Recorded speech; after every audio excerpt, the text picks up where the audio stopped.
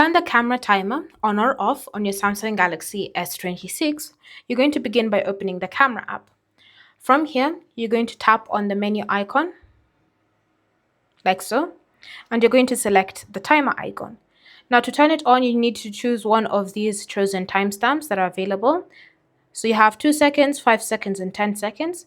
So go ahead and choose one. And now, whenever you're ready to take a photo, just press on the shutter button like so, and the timer countdown will begin.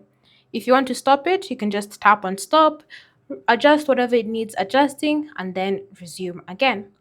If you wish to turn off the camera timer, then you're just going to go back to the timing settings and you're going to select the icon that has no number on it. This now means that you've successfully disabled the camera timer on your Galaxy S26. Thanks for watching. If you have any questions or comments, leave them down below, and I'll see you in the next video.